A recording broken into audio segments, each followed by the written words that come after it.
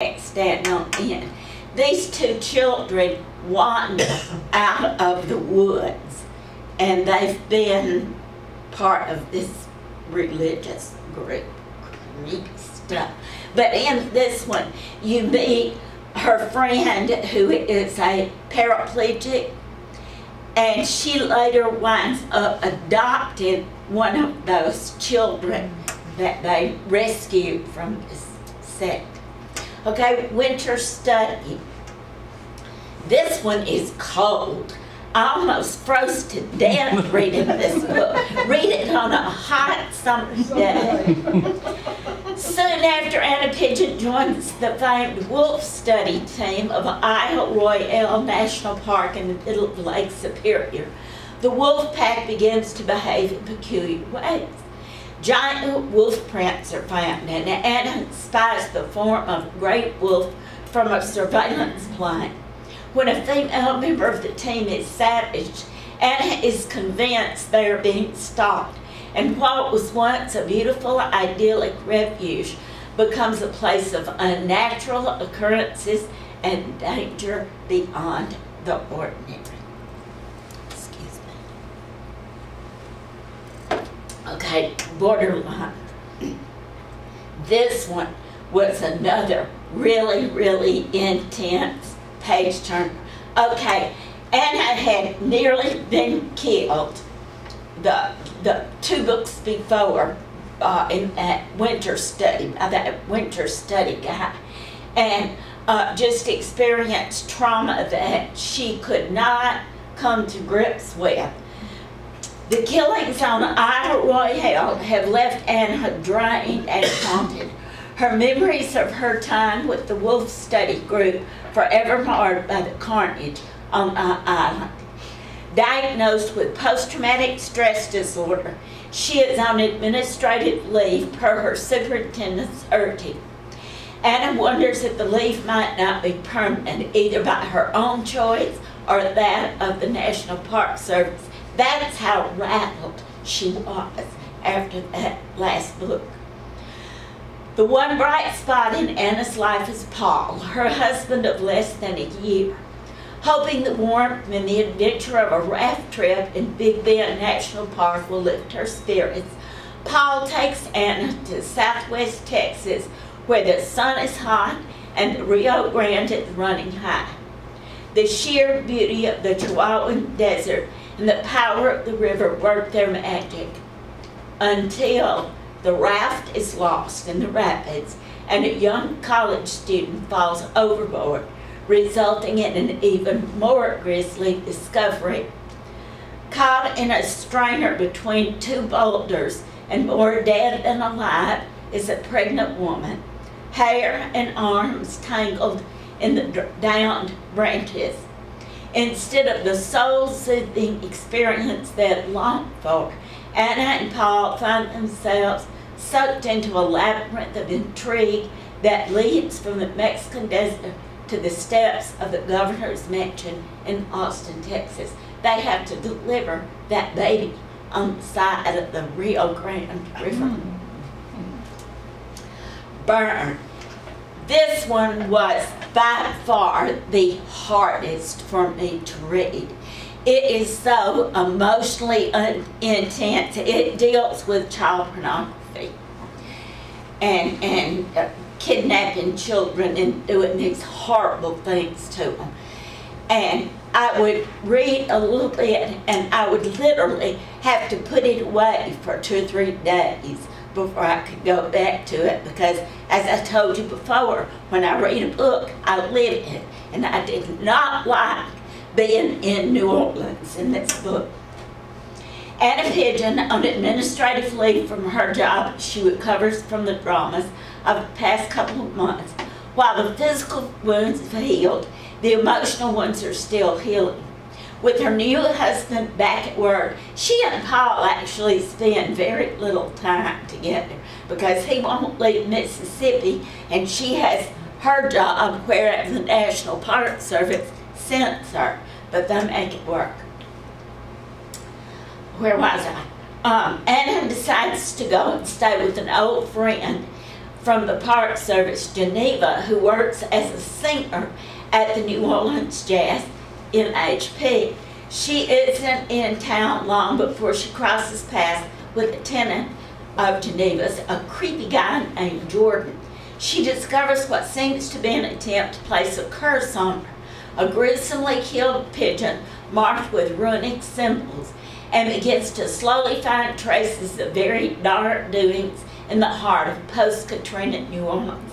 Tied up in all of this is Jordan, who is not at all what he appears to be, a fugitive mother accused of killing her husband and daughters in a fire, and faint whispers of unpleasant goings-on in the heart of the slowly recovering city.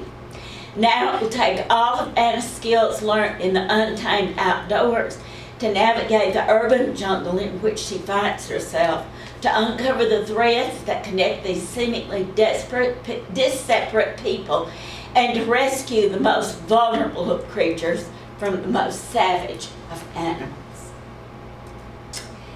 The Rope. This was a good one. Anna Pigeon's first case. This is the story her fans have been clamoring for. This is where it all starts. In The Rope, the Ladies Stand Nevada Bar's best-selling novels featuring Anna Pigeon, Nevada Bar gathers together the many strings of Anna's past and finally reveals the story that her many fans have been long asking for. In 1995, and 35 years old, fresh off the bus from New York City and nursing a broken heart, that's where she lost her husband, her first husband, Anna Pigeon takes a decidedly unglamorous job as a seasonal employee of the Glen Canyon National Recreation Area. On her day off, Anna goes hiking into the park, never to return. Her co-workers think she's simply moved on. Her cabin's cleaned out and her things are gone. But Anna herself wakes up trapped at the bottom of a dry natural well, naked, without supplies, and no clear memory of how she found herself in this situation. As she slowly pieces together her memory, it soon becomes clear that someone has trapped her there in an inescapable prison, and no one even knows that she's missing. Plunged into a landscape and a plot she is unfit and untrained to handle, Anna Pigeon must muster the courage, determination, and will to live that she didn't even know she still possessed, to survive, outwit, and triumph. So, I don't know, it might be good to read this book first and then start with actually the first book she published, since this is Anna, a new, green, not knowing anything park ranger. I don't know. I read it in the order that I had it listed here. Okay, Destroyer Angel. This is another vacation gone badly. Anna Pigeon sets off on vacation, an autumn canoe trip into the Iron Range in the upper state, Minnesota. With Anna is her friend Heath, the paraplegic. You met her back in the Hard Truth. Heath's 15-year-old daughter, Elizabeth, the one she adopted. Leah, a wealthy designer of outdoor equipment, and her daughter, Katie, who is 13. For Heath and Leah, this is a shakedown cruise to test a new cutting-edge line of camping equipment. The equipment, designed by Leah, will make camping and canoeing more accessible to disabled outdoorsmen. On their second night out, Anna goes off on her own for a solo evening float on the Fox River. When she comes back, she finds that 4 thugs, armed with rifles, pistols, and knives, have taken the 2 women and their teenage daughters captive. With limited resources and no access to the outside world, Anna has only 2 days to rescue them before her friends are either killed or flown out of the country. That was a good read. And it gets its title from the name of a poisonous mushroom. destroy her angel mushrooms. Okay, Boar Island. Now this one means more to me because I have now been to this national park. Anna has had to deal with all manner of crimes and misdemeanors, but cyberbullying and stalking is a new one. The target is Elizabeth, the adopted teenage daughter of her friend Heath Jarrett. We meet Heath and Elizabeth again.